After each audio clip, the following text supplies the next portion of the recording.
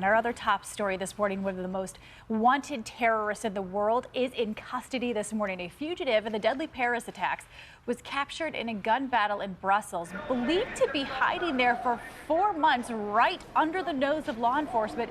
He is a big piece to this puzzle in terms of who else could be responsible. And ABC's Alex Marquardt is where it all went down. Alex? Good morning, Paula. That 4-month manhunt came to an end right here at this house where Salah Abdeslam had been hiding. You can see the ground floor has been boarded up after the police raid. The police had been scouring this neighborhood and finally found Abdeslam just a few hundred yards from his family's home. Gunshots rang out as heavily armed SWAT teams moved in. This cell phone video showing residents running for cover. After 4 months on the run, one of the most wanted men in the world finally cornered on a quiet Brussels street. The man in the hooded sweatshirt, believed to be Salah Abdeslam, dragged to a waiting police car, seeming to limp after being shot in the leg. 26-year-old Abdeslam is the so-called 8th attacker, the only surviving terrorist of November's deadly attacks that left 130 dead across Paris.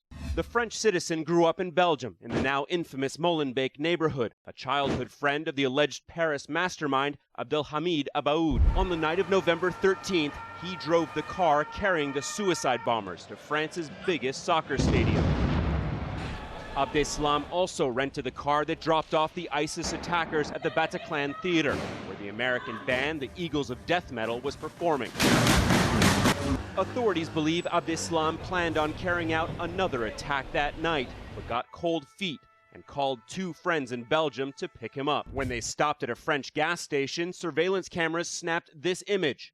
The 3 were stopped near the border, but were allowed to pass into Belgium. Abdeslam's family claimed they didn't know where he was and urged him to turn himself in. Belgian authorities launched a massive manhunt focusing on Molenbeek, conducting more than 100 raids and arresting 58 people. Meanwhile, Abdeslam's friends told ABC News he was trying to get to Syria, worried that ISIS supporters in Europe were unhappy he didn't detonate his suicide vest that November night. But then on Tuesday, a break in the case. A raid on this house turned into a shootout. 1 man killed by a police sniper. 2 others escaping, one of whom may have been Abdeslam, who reportedly jumped out the back window. Inside, his fingerprints, a cache of weapons, and an ISIS flag.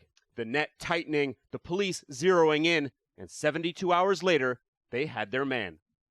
Abdeslam was released from the hospital this morning after being treated for that gunshot wound to the leg. He was arrested with 4 other people, including 3 family members from this house.